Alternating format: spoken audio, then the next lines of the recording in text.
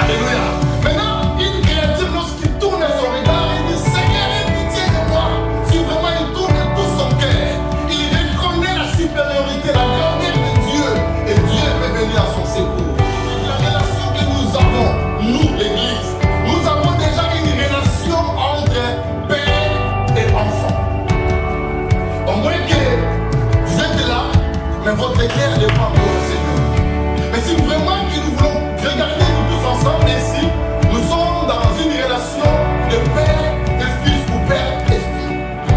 C'est là où je m'écris.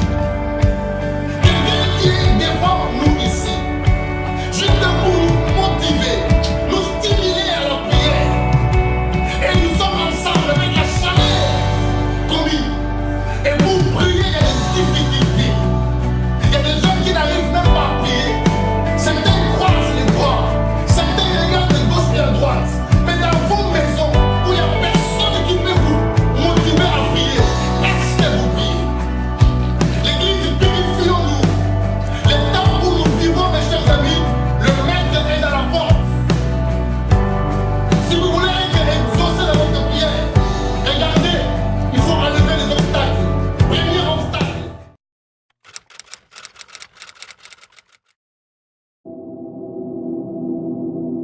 L'enseignement que nous avons commencé le dimanche passé, pour ceux qui étaient là, nous avons commencé à parler sur la prière. Donc, nous allons aussi continuer dans ces messages pour que nous puissions être bénis à ce qui concerne la prière. Et nous avons dit que la prière, c'est un moment de communion entre un enfant de Dieu et son Père Céleste. C'est un moment de communion, c'est un moment où nous voulons vraiment passer dans sa présence, d'être vraiment ensemble avec lui, de lui parler et d'écouter aussi ce que Dieu va nous dire. C'est vraiment aussi un moment d'intimité où, des fois, quand nous sommes dans la présence, la prière comme ça, nous devons vraiment de ne pas avoir encore d'autres occupations à côté, parce que c'est un moment où nous avons dit de communion. C'est un moment où j'aimerais vraiment communier avec le Seigneur Dieu Tout-Puissant. Donc il est vraiment important, dans des moments vraiment de prière, nous devons être très très concentrés, parce que c'est un moment où nous voulons vraiment parler avec Dieu. Comme je vous ai dit que Dieu parle à nous au travers sa parole, mais les hommes parlent à Dieu au travers la prière. Alléluia. Et le dimanche passé, nous avons évoqué avec vous, nous avons parlé avec vous que on avait arrêté avec vous sur les obstacles à l'exaucement dans nos prières. C'est ça? Alléluia. Donc voilà, donc nous avons arrêté là les obstacles. Donc en d'autres termes, ce qui empêche notre exaucement lorsque nous prions le Seigneur. Donc comme notre papa, notre père, je peux dire que quand un enfant demande à son père, le père va faire son devoir aussi de le donner à son fils ce qu'il lui a demandé. Donc c'est comme ça aussi notre papa. C'est pourquoi il a dit que vos pères sont de mauvais gens, de mauvais types, mais ils vous donnent ce que vous demandez. À combien plus forte raison, moi, le Père Céleste? Si vos papas sont mauvais, sont méchants, mais lorsque vous venez vers votre papa, vous dites que papa, j'ai besoin d'une voiture, j'ai besoin de l'argent, j'ai besoin de ceci ou cela. Le papa, il fait tout possible pour satisfaire le besoin de son enfant. Jésus maintenant il dit, à combien plus forte raison, moi, le Père Céleste. Alléluia. Donc, nous devons avoir dans notre pensée que lorsque nous demandons à Dieu, et Dieu va toujours nous donner. Parce qu'il est un papa qui dépasse, qui est au-dessus des papas de ce monde. Si nos pères nous donnent, donc lui aussi va nous donner encore. Donc quand nous approchons de lui, nous sommes sûrs et certains que ce que je demande à lui, il me donnera. Maintenant, nous avons dit que les obstacles à l'exaucement, qu'est-ce qui empêche, lorsque nous venons devant le Seigneur, lorsque nous faisons notre demande et que Dieu ne nous donne pas ce que nous demandons, ou nous ne recevons pas ce que nous demandons, qu'est-ce qui nous empêche? Parce que lui, il est prêt à exaucer à ses enfants. Mais quel est l'empêchement? C'est que nous avons dit les obstacles. Alors nous avons cité d'abord deux les dimanches passés. Je vais juste récapituler cela. Ce que nous avons cité le dimanche passé. Nous avons dit que ce qui nous empêche, premièrement, c'était une situation de péché non réglé. Les obstacles, l'empêchement, ce qui nous empêche à recevoir de la part de Dieu, d'abord une situation de péché non réglé. Nous avons parlé avec vous dans Marc chapitre 11, verset 25.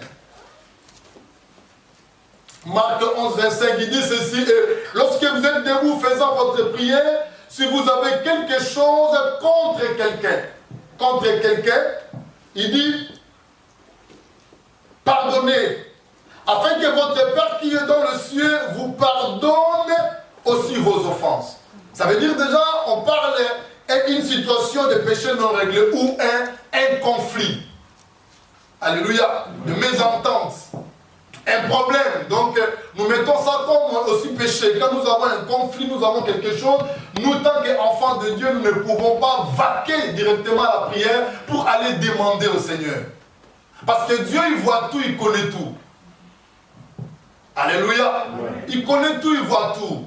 C'est-à-dire qu'il sait ce que nous avons un problème avec quelqu'un, nous ne pouvons pas venir vers lui pour demander quelque chose. C'est ça le premier obstacle que nous voyons. Donc, je vais d'abord régler la situation. Il y a un verset aussi dans la Bible qui dit, même lorsque vous voulez donner vos offrandes. Hein, vous vous souvenez ça? Lorsque vous voulez donner vos offrandes, et vous vous souvenez que vous avez quelque chose à quelqu'un, réglez d'abord ça et viens. Il dit, mets ton offrande à côté, va régler d'abord la situation avec ton frère ou ta sœur, et prends ton offrande, viens et donner. C'est là où on voit aussi que les offrandes aussi essaiment dans la bonne terre. Mais nous sommes ici dans le sujet de la prière. Donc nous ne pouvons pas vaquer à la prière au moment que j'ai un conflit. Au moment que je n'entends pas bien avec ma soeur, mon frère, mon mari, ma femme, ou bien mon pasteur, etc. Tout le monde là. Donc je vais d'abord régler la situation. Si la personne, des fois, peut-être elle est déjà décédée, quelqu'un que tu avais confié avec lui, voir les hommes de Dieu, aller voir les hommes de Dieu, discuter avec eux. J'avais un problème avec un frère ou une sœur, mais il est déjà où? Elle est déjà décédée. Qu'est-ce que je peux faire? Les hommes de Dieu vont prier pour toi. Pour que la situation aussi, pour que la miséricorde de Dieu soit répandue sur vous. Sinon, nos prières, ça sera difficile pour que Dieu puisse nous exaucer. Parce qu'il dit ici parce que si vous ne pardonnez pas vos frères ou celui que vous avez confié avec lui, Dieu dit que moi aussi, moi non plus, je ne vous pardonnerai pas. C'est-à-dire que lorsque nous ne sommes pas pardonnés par Dieu, toutes nos prières que nous allons faire envers lui, ça sera comme d'abomination. Alléluia. Nous avons dit ça, c'est très important. Nous devons vraiment comprendre ça parce qu'il y a beaucoup de chrétiens que nous sommes aujourd'hui. Nous allons à la prière, nous adorons le Seigneur, nous allons à l'église, mais nous avons des conflits, mais nous avons des rancines, mais nous avons de la haine, mais nous avons des colères avec les uns et les autres. Mais nous voulons demander à Dieu. Et voilà l'obstacle, ce qui nous empêche. Nous avons aussi évoqué, parlé aussi à Ésaïe 59, verset 1 à 2. Ésaïe 59, 1 à 2, dans le même point, situation non réglée. Ésaïe 59. Écrivez s'il vous plaît, c'est vraiment important pour nous parce que il faudrait que les choses là soient réglées, soient bien pour que lorsque nous approchons dans sa présence, que nous recevions ce que nous demandons à lui. Non, la main de l'Éternel n'est pas trop courte pour sauver, ni son oreille trop dure pour entendre. Mais, c'est-à-dire la main de Dieu est longue. Ses oreilles sont là pour nous entendre lorsque nous demandons. Mais il a dit, mais, ce sont vos crimes. Nous pouvons traduire crime comme péché. Ce sont vos péchés qui mettent une séparation entre vous et Dieu. Parce que Dieu est saint. Nous disons des fois, il est trois fois saint, comme nous disons. Mais il n'est pas trois fois saint, il est saint, saint, saint, saint, saint. Il est plus que trois fois saint. Alléluia. Il n'est pas trois fois saint.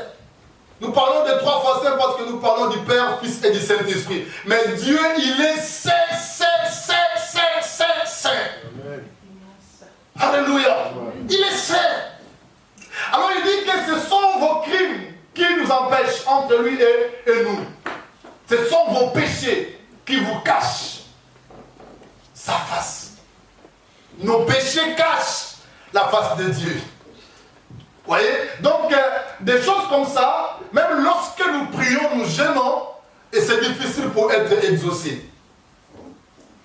L'exaucement, ça sera difficile parce qu'il y a déjà l'obstacle. Donc, réglez d'abord les péchés, réglez d'abord nos crimes que nous avons commis, et là, maintenant, viens et prie le Seigneur. Et tu vas voir que nos prières seront exaucées. Peut-être que tu ne prendras pas beaucoup de temps. C'est ce que nous sommes en train de demander. Amen. Amen. Le deuxième point sur les obstacles des exaucements de nos prières, nous avons dit c'était les doutes. Nous avons lu Jacques chapitre 1er, verset 6 à 7. Nous connaissons ça bien. Jacques, après Hébreu, c'est Jacques. Jacques 1, 6 à 7.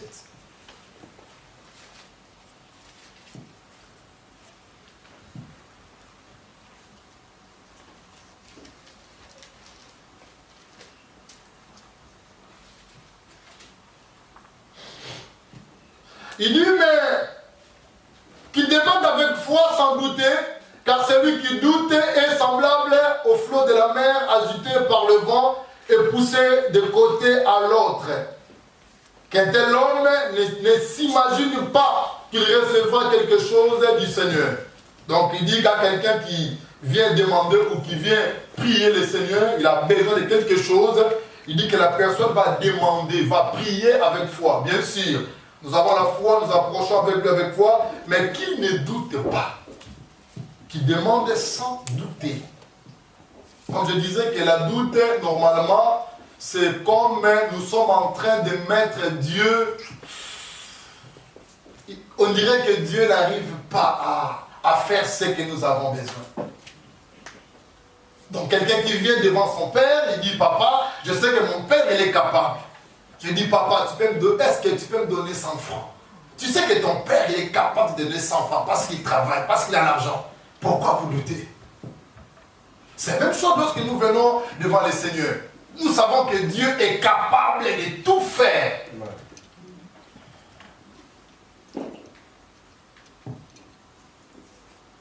Dieu est capable de tout faire. Même dans certaines situations qui est impossible. La Bible nous dit que rien n'est impossible à Dieu. Voyez? Donc, quand nous approchons de lui, ne doutez pas. Ne pensez pas que ta situation est plus grande que ton Dieu. La doute, je disais, c'est insulter Dieu. C'est vraiment un péché grave. Quand nous insultons, quand nous doutons, il dit rien n'est impossible à Dieu. Rien n'est impossible à Dieu. Ça peut être impossible aux hommes. Ça peut être impossible au pasteur. Ça peut être impossible à ton père biologique. Ça peut être impossible à n'importe qui. Mais c'est possible à Dieu. Et quand nous approchons de lui comme ça, et croyez réellement et faites confiance à ce Dieu que ce que je demande à lui, il me donnera. Il me donnera. Pourquoi? Parce qu'il est Dieu. Il est le créateur de toutes choses. S'il n'y a pas un moyen pour vous exaucer, lui il peut créer. Parce qu'il est le créateur. Amen. Alléluia. Donc là j'insiste encore davantage, ne doutez pas. Tu peux douter quand tu demandes à ton papa. Peut-être oui ou non. Peut-être il va me dire que j'exagère. Mais pas Dieu, ne doutez pas. Quand nous avons Citez aussi Jean 11, 39, 40. Quand Jésus est avancé, est approché vers cette famille, Marie et Marthe, et leur frère Lazare était décédé. Ça faisait déjà 4 jours. Ils sentaient déjà mauvais. Les corps étaient déjà décomposés. Mais Jésus a dit, allez me montrer là où vous avez mis votre frère. Marthe, elle a dit, mais Seigneur. Ils sont arrivés devant la tombe, il dit, mais ôtez la pierre. Ah, Marthe, mais Seigneur, nous savons qu'il sera avec toi. Tu les ressusciteras les derniers jours. Mais il sent, il dégage des gens, frère. Si tu étais là avant, là nous croyons, quand il n'était pas encore enterré, on avait encore l'espoir. Il était enterré lundi. Mardi, tu n'étais pas là. Si tu venais de plus que mercredi, ça pouvait être quand même mieux, c'était des jours. Mais vendredi, après 4 jours, ah, maître, s'il te plaît, maître. Je t'ai dit, ôte la pierre. Vous voyez, la dame commençait à douter. Avant, il disait bien que c'est là, si tu étais là, je savais que mon frère ne pouvait pas être mort. Mais Jésus a dit, je suis là. Amen. Je suis capable de tout faire. Amen. Enlever la doute dans nos vies. Aucune situation, aucun problème que Dieu ne peut pas résoudre ça. Amen. Alléluia. C'est pourquoi nous l'appelons Dieu. Il est Dieu. Donc ça, c'était le deuxième point. Ce qui fait obstacle. Donc lorsque nous doutons et nous commençons à hésiter, même notre prière ne sera pas efficace.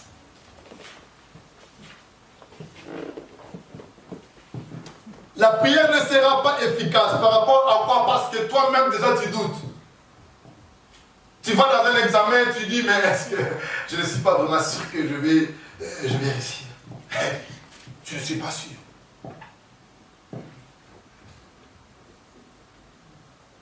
Si tu n'es pas sûr, toi-même tu n'es pas sûr, qu'est-ce que tu voulais que Dieu fasse? Hein? Tu peux dire que je n'ai pas bien travaillé. Je n'ai pas vraiment bien travaillé, mais je suis sûr que Dieu peut me faire grâce. La grâce de Dieu est là. Quand nous prions le Seigneur, on peut dire, Dieu donne-moi l'intelligence et la sagesse. Dieu qui accorde l'intelligence, il a donné ça à Daniel. Il a donné ça à Joseph. Il accorde l'intelligence, c'est la confiance, enlève la doute. Et vous priez, vous allez comprendre que les questionnaires qui vont venir à l'examen, c'est vraiment des questionnaires faciles pour toi. Parce que Dieu est capable. Alléluia. Donc nous prêchons pas un Dieu juste pour vous faire plaire, mais nous parlons d'un Dieu qui est capable de tout faire. Enlever la doute dans nos vies. Aucune situation que Dieu ne peut pas. Dieu est capable de tout. Amen. Alléluia. Amen. Le troisième point, ce qui fait obstacle à l'exaucement dans nos prières, je dirais que c'est le manque de mise en pratique. La parole de Dieu. Prenons avec moi Zacharie.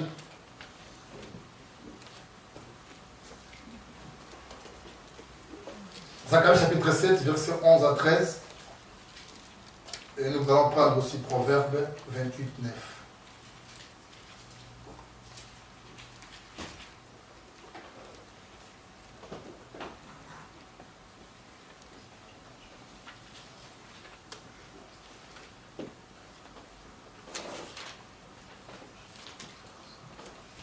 Alléluia.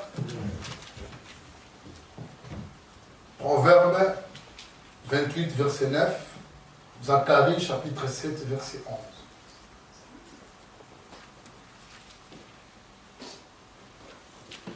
Qui peut lire ici? C'est quelqu'un qui a trouvé. Zacharie d'abord, après on va prendre Proverbe.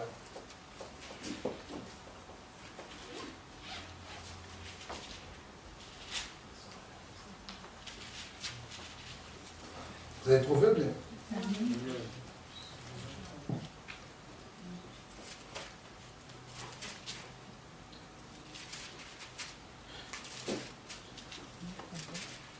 Il dit, mais ils refusaient d'être attentifs. Ils eurent l'épaule rebelle et ils endurcirent leurs oreilles pour ne pas entendre. Ils rendirent leur cœur dur comme le diamant pour ne pas écouter la loi et les paroles que l'Éternel des armées leur adressait.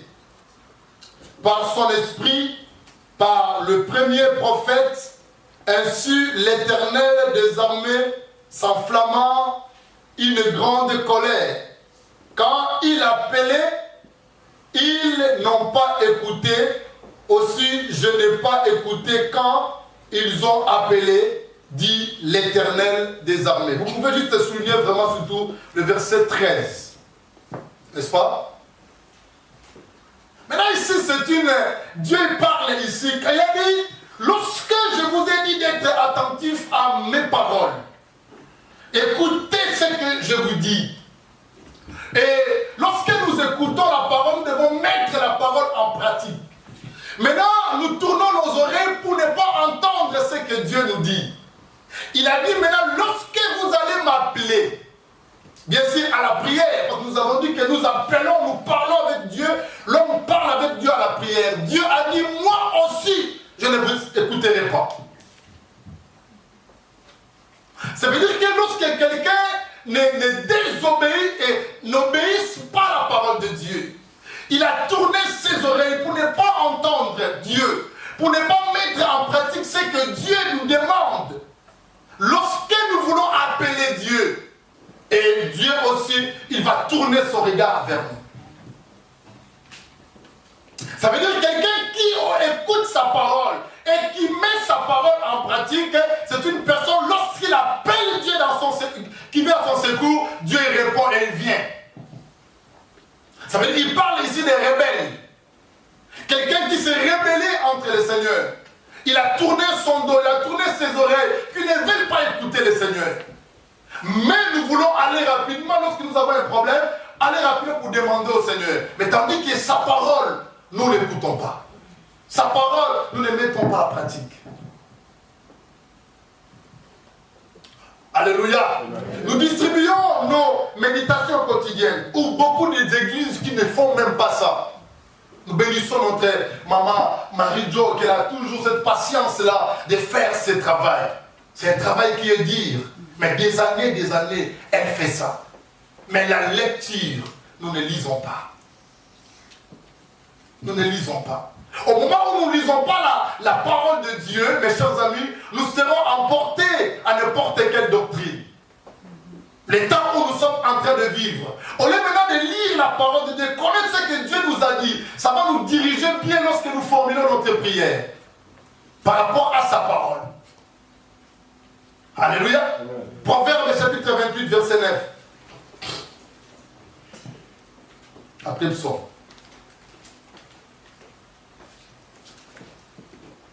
Il dit, si quelqu'un détourne l'oreille pour ne pas écouter la loi de Dieu, bien sûr. Il dit, sa prière même, comment? Est une abomination. Si quelqu'un détourne l'oreille pour ne pas écouter la loi de Dieu, ou la parole de Dieu, il dit, lorsque la personne là, il vient pour demander quelque chose, il prie le Seigneur, Dieu dit que sa prière, c'est une abomination. Quelque chose de très, très mauvais. La prière de personnes comme ça, qui a détourné l'oreille, qui ne veulent pas écouter le Seigneur. Là maintenant je parle, comme je disais, que j'avais fait sortir les deux sortes de relations. Je disais la relation entre créateur et créature, et il y a une relation entre père et fils ou fille. Là maintenant, on parle dans la phase des relations entre père et fils ou et fille. Je ne parle pas des relations entre créateur et créature. Les créatures peuvent trouver aussi leur grâce. Comme je disais que si vraiment ils ont déchiré leur cœur devant le Seigneur, ils demandent secours à Dieu, Dieu peut secourir. Mais je parle maintenant de la relation ici entre nous, tant que les croyants, nous avons crié au Seigneur. Et au moment où que sa parole n'est pas en nous, nous négligeons la parole, la lecture de la parole, nous négligeons la mise en pratique. Lorsque nous tournons vers lui pour demander, Seigneur, donne-moi, Seigneur, fais-moi grâce, il dit que nos prières, c'est une abomination. C'est quelque chose qui les dérange, de très mauvais. Et Dieu, il n'est même pas capable pour entendre ça, il ferme ses oreilles. Une abomination, quelque chose de très très mauvais. Donc il ferme ses oreilles, il n'entend pas. Tu peux passer ton temps, tu peux crier, Dieu n'est pas là. Parce que tu n'as pas obéi à sa parole. Parce que tu as tourné ton oreille de ne pas écouter la parole de Dieu. La parole de Dieu, c'est lui-même Dieu. Comme Jean nous a défini cela, il dit, au commencement était la parole était avec Dieu, et la parole était Dieu. Si nous refusons d'écouter la parole, d'écouter Dieu, comment maintenant, lorsque nous approchons de lui, Dieu va nous écouter? Faisons seulement des exemples comme ça, typiques ou pareil comme un enfant avec ses enfants, et un père avec ses enfants dans la maison. Vous allez voir, quand un papa il parle à son fils ou à sa fille, vous n'écoutez pas ce que papa dit. Mais maintenant, quand vous avez un besoin, vous voulez que le père vous donne ce que vous demandez? C'est la même chose avec le Seigneur. C'est la même chose, mes chers amis. Ne voyez pas des fois que nos papas, parce que je vois souvent les gens qui disent ça, le papa, peut-être le papa africain, il est un peu trop méchant, trop violent. Non, ce n'est pas la problème de violence. Vous n'écoutez pas les parents. Quand les enfants n'écoutent pas les parents, alors vous voulez venir demander, et puis le parent va dire, mais non, moi je t'avais demandé quelque chose, tu n'as pas fait, tu n'as pas écouté, et moi aussi, je ne ferai pas ce que tu demandes.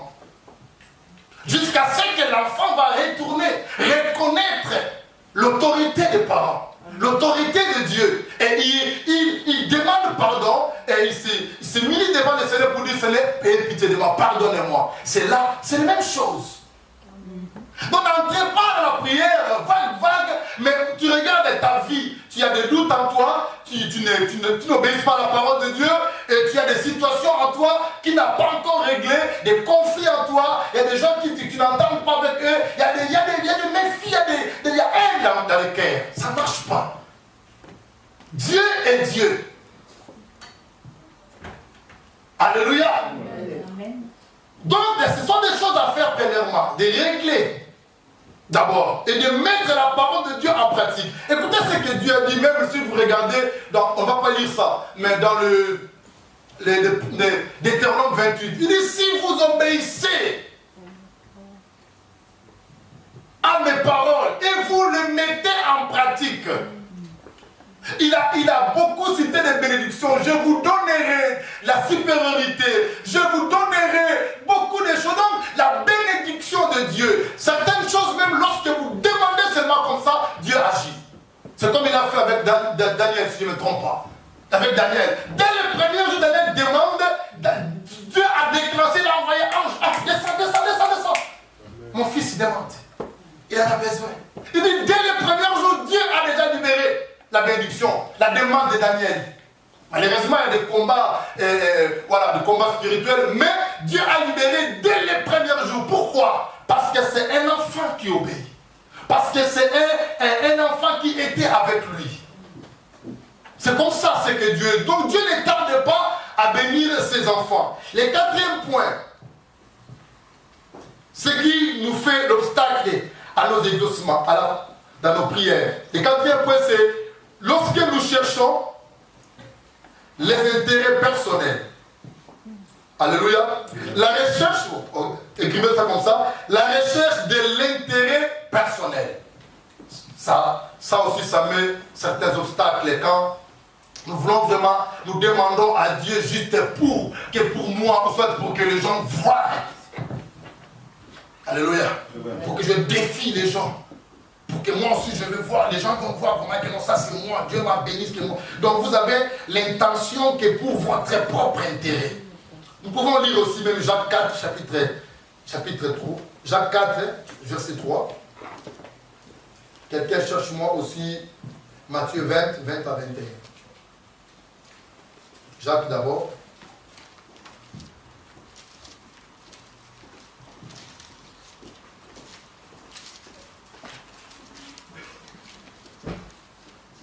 Jacques 4, verset 3.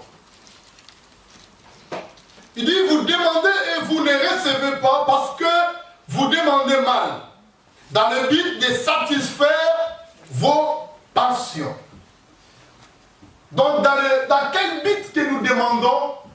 pour satisfaire mes besoins à moi ou bien nos pensions à nous-mêmes. Donc, nous ne demandons pas pour l'intérêt ou de Dieu, pour l'intérêt de faire commune, mais je demande pour moi pour faire voir les autres. Dieu voit aussi l'intention de nos cœurs lorsque nous demandons quelque chose à l'Éternel. Parce que Dieu l'a béni l'autre et moi aussi, Seigneur, tu as fait ça à lui ou à elle, Seigneur, fais ça aussi à moi. Non. Alléluia. Non. Donc nous devons vraiment comprendre comment nous allons formuler nos prières. Comment nous allons formuler nos prières. Pour quel intérêt? Pour quel intérêt? Et quand Dieu voit que tu fais ça, l'autre est la bactérie.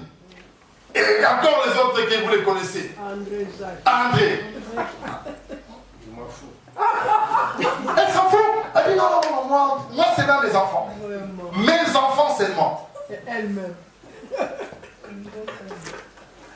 Écoutez mes chers amis, il y a des prières comme ça, nous avons fait ça, non? Beaucoup de fois nous avons fait ça.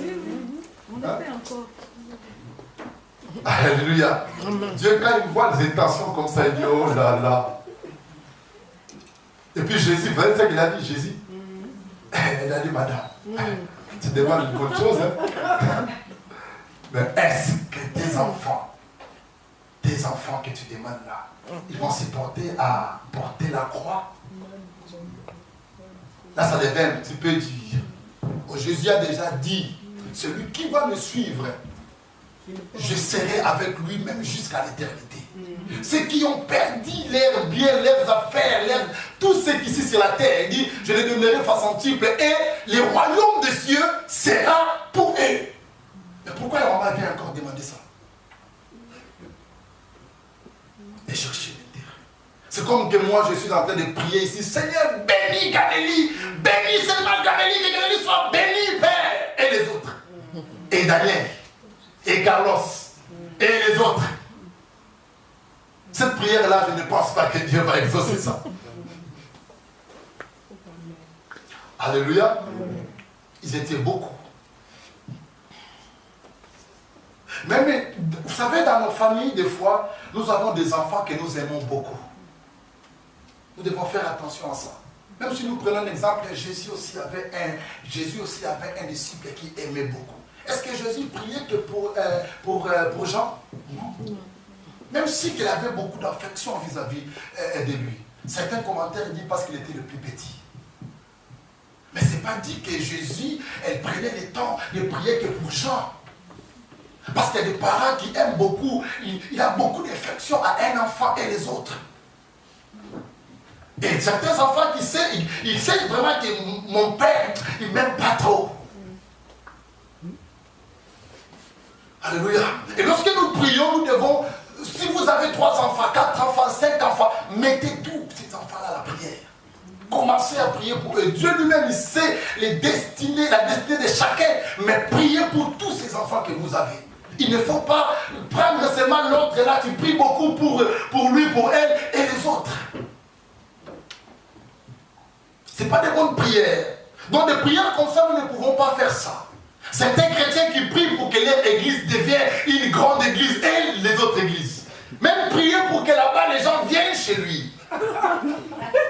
Mais je vous dis, au lieu d'aller chercher les païens qui meurent, les âmes qui meurent là-bas dehors, mais la prière de certaines personnes, que notre église là soit fermée pour qu'ils viennent chez eux. Ça, ce sont des prières que Dieu ne peut pas exaucer ça. Amen. Alléluia. Nous devons faire très attention à ça. C'est ça qui fait l'obstacle dans nos prières.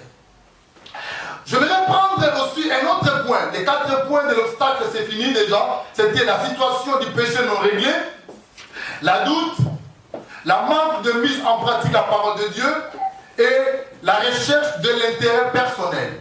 Je prends un autre point. La prière doit être faite au nom de Jésus. Toute la prière que nous pouvons formuler, le Père a remis toutes choses. Écrivez ça, la prière va être faite au nom de Jésus. Le Père a remis tout pouvoir à son Fils. Le Père a envoyé son Fils le Fils a accompli une œuvre parfaite. Et le Père est satisfait à ce que son Fils a fait. La prière que nous faisons des fois au nom du Père, du Fils et du Saint-Esprit, c'est une fausse prière.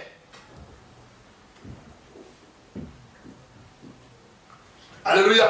Amen. Alléluia. Amen. Je vis un peu de doute ici.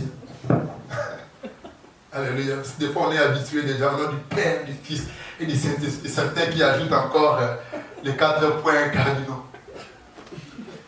Alléluia. Mais la prière, parce que le Père a tout donné à son Fils. Il a dit, j'ai remis tous les pouvoirs à lui. Et le Fils a accompli une œuvre. Le cœur du Père était satisfait à ce que son Fils a fait. C'est pourquoi Jésus, écoutez ce que Jésus a dit. Dans Jean chapitre 16, verset 23-24, il y a beaucoup de versets que Jésus, il parle de tout ce que vous demanderez à mon nom. Amen.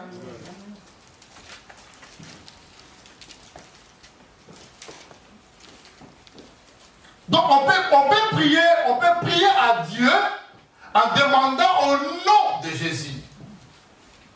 Là, ce n'est pas mauvais. C'est très bien.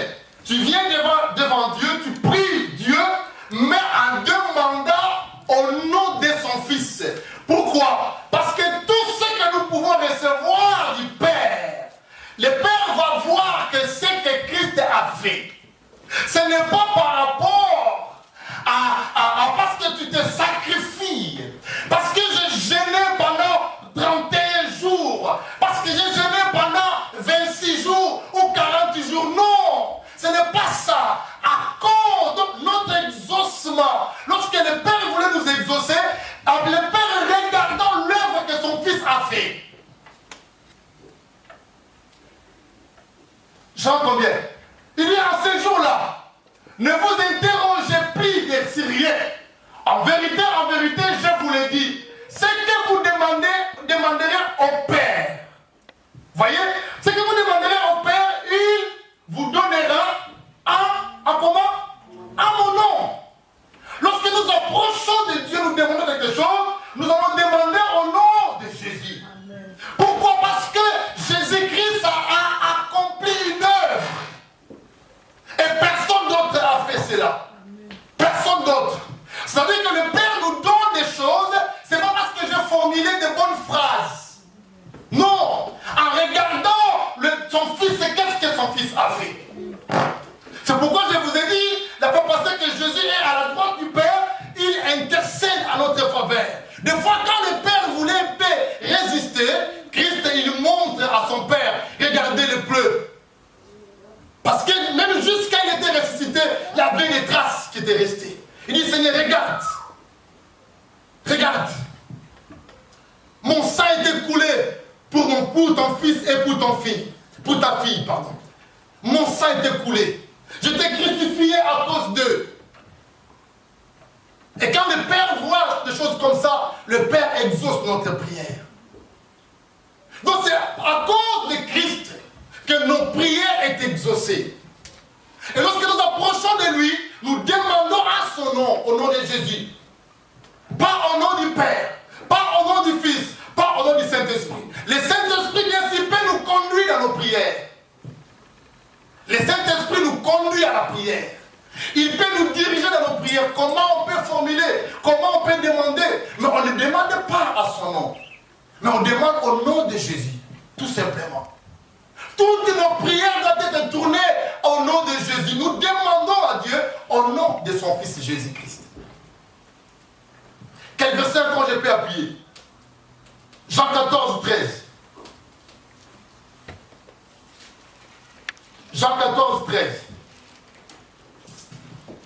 Il dit, et tout ce que vous demanderez à mon nom, tout ce que vous demanderez à mon nom, nous tous, on est venus de là. Moi, je parle souvent que je n'étais pas vraiment dedans des catholiques. Moi, je viens dans une religion qui était kimbaniste. Je pense que vous le connaissez ça. Ce n'est pas dans l'Afrique de l'Est, il n'y en a pas vraiment beaucoup, mais il y en a beaucoup. Au Congo, c'était un prophète de Congo là, et vous voyez que Kimbangu, il a commencé son église, son ministère là-bas. Et nous sommes grandis là-bas. J'étais même pris le baptême là-bas. Là-bas, il prie aussi comme ça, le Père, nom du Père, Fils et le Saint-Esprit. Et en fait qu'il prie comme ça, il arrivait aussi un moment, il commence aussi à dire que le Père, le Fils et le Saint-Esprit, c'est les trois fils de Simon Kimbangu. Vous voyez, il y a des choses comme ça. Nous avons prié aussi comme ça par l'ignorance. Mais au fur et à mesure que nous avons embrassé la parole de Dieu, compris la parole de Dieu, et nous avons mis à côté ce que nous avons appris, qui n'avait pas les fondements bibliques. Et maintenant, nous commençons à prier au nom de Jésus. Donc nous demandons au Père au nom de son Fils. Ça veut dire que nous supplions le Père lui-même. Jésus-Christ, maintenant, il joue un rôle de médiateur. Si vous ne comprenez pas, il joue un rôle de médiateur entre Dieu et ses enfants. Nous demandons en son nom, et lui il vient devant le Père, il demande, Seigneur, vraiment tu dois l'accorder ça, tu vas donner. Pourquoi? Parce que moi je suis mort pour eux. Parce que je suis allé jusqu'à la croix, c'est pour eux. Il joue un rôle très important d'un médiateur. Il prend nos prières et il amène ça devant le Père, devant son trône. Il dit non, non, accordez-les. C'est comme les souverains sacrificateurs faisaient dans l'ancienne alliance. Aaron, il prenait le sang de bouc et il entrait avec ses sangs dans le lieu qu'on appelle le propitiatoire. C'est que nous avons mis dans notre logo là, église, centre d'adoration, Bethel le propitiatoire. Un lieu qui était réservé juste pour verser le sang. C'est dans l'intérieur du tabernacle, dans le lieu très saint. Une personne qui va entrer là-bas, c'est le souverain sacrificateur. Il jouait un rôle de médiateur.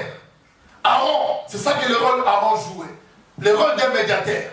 Et lorsque les enfants de Dieu pêchent, ils ont fait du mal. Maintenant, pour que Dieu les pardonne, il faudrait que le sang soit coulé. Il faudrait que lorsque Aaron va amener le sang dans ce lieu-là, appelé propitiatoire, c'est comme un couvercle, vous allez ouvrir ce couvercle et verser le sang là-dedans. Et lorsque le sang sera versé, ce n'est pas ça le problème. Il faudrait que Dieu agrée. Alléluia. Il faudrait que Dieu soit d'accord. Il faudrait que Dieu soit satisfait avec les sangs que Aaron venait verser là-bas. Si Dieu n'était pas d'accord, les gens plairaient. Voilà le rôle qu'Aaron jouait. Et lorsque Dieu était d'accord, content avec le sang qui était versé, Aaron sortait avec joie pour dire au peuple que Dieu a accordé nous dans sa faveur. Dieu nous a pardonné et nous pouvons encore continuer la marche. Et le peuple acclamait très fort, était dans la joie. Et si Dieu n'a pas agréé le sang qui était versé là, et le souverain pouvait mourir là-bas à l'intérieur. Vous voyez, on a déjà parlé de ça ici. C'est-à-dire que le souverain sacrificateur, il entrait avec des petits accroches, des sonnettes, qui faisaient toujours des bruits. C'est-à-dire les gens qui restaient là-bas dehors, ils entendaient qu'Aaron, ils sont encore en vie. Ça va, Maïs? Elle a rigolé parce que j'ai dit Alléluia. C'est ce bruit-là juste pour que les gens qui sont dehors, pour qu'ils entendent que oui, notre maître, il est encore vivant. Et s'il n'y avait plus de bruit, le Messie ou le souverain secrétaire, il devait être tiré par une corde, parce qu'il y avait une corde ici, dans la jambe droite. Il entrait avec une corde comme un chèvre. Il entrait là-bas. S'il n'y a plus de bruit, ils vont les tirer comme un animal mort. C'est ça que Christ a fait. Ça veut dire que, avant quand il faisait des choses comme ça, c'est ça que Christ a fait à nous, la nouvelle alliance. Nous n'approchons pas à Dieu parce que je suis honnête. Nous ne recevons pas parce que j'ai beaucoup prié. Parce que j'ai beaucoup gêné. Il y a des gens qui croient ça. Parce que j'ai gêné depuis le matin jusqu'au soir. Parce que j'ai prié depuis le matin jusqu'au soir. Gêner, c'est bien. C'est encore chercher l'intimité avec le Seigneur. De passer le temps avec Dieu. Mais nous recevions de la part de Dieu. C'est par rapport à l'œuvre salvatrice que Christ a fait à la croix. Le Père regarde ce que son Fils a fait. Dans le livre de Matthieu 28, verset 18, il dit, le Père, il a dit, tout pouvoir m'a été donné. Donc Dieu a donné tout à son Fils. Si tu vas vers le Père, tu demandes comme ça, sans demander au nom de Jésus, tu ne recevras pas. Parce que le Père a pris rien. Alléluia. Le Père n'a rien. Lorsque j'étais en train de préparer ce message, je souvenais directement je comparais un petit peu comme ça, ce n'est pas vraiment juste, mais je comparais ça avec Isaac, Jacob et Esaü. Le père Isaac et les deux fils. C'est-à-dire que je prends un petit peu Jacob comme Jésus. Quand le père a déjà béni Jacob, il a tout donné à Jacob. Maintenant le fils aîné, il est venu, il dit papa, bénis-moi aussi. Il a dit non, j'ai tout donné. C'est-à-dire qu'il a resté avec rien. C'est comme Dieu a fait. Il a dit j'ai donné tout à mon fils. Tout est là à lui. Et lorsque nous demandons au Père, nous allons demander toujours à son nom. Au nom de Jésus. Pas au nom du Saint-Esprit. Au nom de Jésus. Pas au nom du Père. Au nom de Jésus. Le Père a tout donné à son Fils. Alléluia. Amen. Donc nous pouvons aussi prier directement, demander à Jésus-Christ. Nous avons vu ça à Étienne aussi. Prenons Actes chapitre combien? Actes chapitre 7. Verset 9. Comme je disais, c'est qu'il joue un rôle d'un médiateur. Nous pouvons directement demander à lui, et c'est lui qui va aller demander au Père. À ta faveur. Tu peux demander au Père, à son nom, tu peux aussi demander directement à Jésus. Et Jésus, là, il va prendre ta requête à toi, il amène ça devant son papa. C'est ça qui se passe dans la vie, c'est Gars 9. Qu'est-ce qu'il dit ici? C'est Gars 9. Il dit, et ils lapidèrent Étienne et pria disant, Seigneur Jésus, reçois mon esprit. Il fallait qu'il pouvait dire aussi, Père, reçois mon esprit au nom de Jésus. Mais lui, il est allé directement, Seigneur Jésus, pourquoi? Le Père a tout remis à son Fils. Jésus a pris son esprit, et qu'est-ce qu'il a fait? Jésus a montré ça au Père. Il dit, papa, il mérite d'être à ton côté. C'est Jésus qui prie à notre faveur. Et puis, est-ce que vous comprenez ça? C'est Jésus qui prie à notre faveur. Donc, ce n'est pas parce que je suis ou bien pasteur, parce que je fais jeûner 30 jours, donc là, je peux tout faire. Non, tu peux jeûner. Mais quand tu demandes, le Père, il regarde l'œuvre de son Fils. C'est le Fils qui a satisfait le cœur du Père. Parce que ce n'était pas Moïse, ce n'était pas Élie, ni Abraham, mais son Fils Jésus. Lorsque dans la réunion là-bas céleste, et le Père cherchait quelqu'un pour envoyer sur la terre, c'est le Fils qui a dit, Père, envoie-moi. Je suis prêt à aller. Aller où? Mourir à la croix. Une mort honteuse. À cause de toi. À cause de moi. Jésus est venu sur la terre. Et lorsqu'il a fait cela, il a dit, Père, j'ai tout accompli. J'ai fait ce que tu m'as dit de le faire. Maintenant, glorifie ton Fils, afin que ton Fils te glorifie. Nous avons eu tous la grâce là, quand nous approchons de lui, de demander à son nom. Papa, donne-moi au nom de ton Fils Jésus. Pourquoi au nom de ton Fils? Parce que Jésus a fait quelque chose qui est extraordinaire. Étienne était en train de se lapider. Les gens étaient en train de lapider Étienne à cause de Jésus. Mais Étienne demandait, Seigneur Jésus, reçois mon esprit. Comme je disais donc, on peut directement aller demander. Si tu ne demandes pas, papa, au nom de Jésus, tu peux demander directement à Jésus. Jésus prend ta prière et amène ça au Père. Et la Bible dit ici que lorsqu'il a demandé comme ça, puis, comme on dit, s'est mis à genoux et il s'est crié d'une voix forte, Seigneur, ne leur impute pas ses péchés. Et après ces paroles, il s'endort. Ne les condamne pas, Seigneur, de ce qu'ils m'ont fait. Ne comptez pas leurs péchés dans leur tête, mais pardonne-les ou leur. Et Jésus a écouté la parole. Il a dit au Père, Seigneur, regarde, ton fils a demandé de les pardonner ce qu'ils ont fait. Donc c'est-à-dire que la prière, c'est très important, ce que nous sommes en train de dire. Donc, lorsque nous prions, nous devons formuler notre prière vraiment à son nom. Marc 9, 37 aussi, il dit que quiconque, Marc 9, 37, Marc, après Matthieu, c'est Marc. Marc 9, 37. Il dit ceci. Quiconque reçoit à mon nom un de ces petits enfants, reçoit moi-même. Ça veut dire lorsque les hommes de Dieu ou un enfant de Dieu, il vient chez vous et que vous me recevez au nom de Jésus, vous recevez lui-même. Alléluia. Alléluia. Il y a aussi un verset qui dit lorsque vous donnez à un petit enfant un verre d'eau, et quiconque me reçoit celui qui m'a envoyé. Vous voyez? Donc vous avez reçu un homme de Dieu, un enfant de Dieu qui vient chez vous. Reçois-les au nom de Jésus. Par la prière, bien sûr. Père, je te prie au nom du Seigneur. Je reçois mon frère, mon pasteur, ma soeur, peu importe, en ton nom, Seigneur. Et la Bible dit quand vous recevez quelqu'un comme ça, vous avez reçu lui-même le Seigneur. Parce que vous avez demandé à son nom. Et puis il dit ensuite, quiconque me reçoit pas moi, mais celui qui m'a envoyé. Directement, vous avez reçu le Père. 41 aussi, qui dit quoi? C'est même ce que je viens de lire. Vous descendez seulement en bas 41. Il dit, et quiconque vous donnera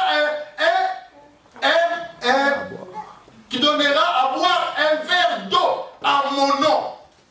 Vous me donnez votre nourriture, un verre d'eau, au nom de Jésus. Il dit, à mon nom, parce que vous m'appartenez à Christ, je vous l'ai dit en vérité, il ne perdra point sa récompense. Vous voyez, tout s'est focalisé à son Fils. Il a tout donné au Fils. Il a tout donné au Fils. Je n'ai pas nié le Saint-Esprit. Je n'ai pas nié le Père. Mais c'est ça, la manière que Père a travaillé avec le Fils et le Saint-Esprit. Il a tout donné à lui. Quand nous voulons former la prière, demandez comment le Saint-Esprit pour qu'il nous dirige. Laissez-toi diriger par le Saint-Esprit. Mais priez au nom de Jésus. Demandez au Père au nom de Jésus. Il dit un verre d'eau seulement. C'est important. Même quelqu'un qui vient chez vous, donnez un verre d'eau. Si vous n'avez pas la nourriture, ne faites qu'un verre d'eau. Un petit biscuit aussi. C'est important. Donnez ça au nom de Jésus. Alléluia. Il dit parce que celui-là qui appartient à moi, donc vous avez fait ça à moi. Il dit, vous ne perdrez pas. Votre récompense sera grande devant le Seigneur. Amen.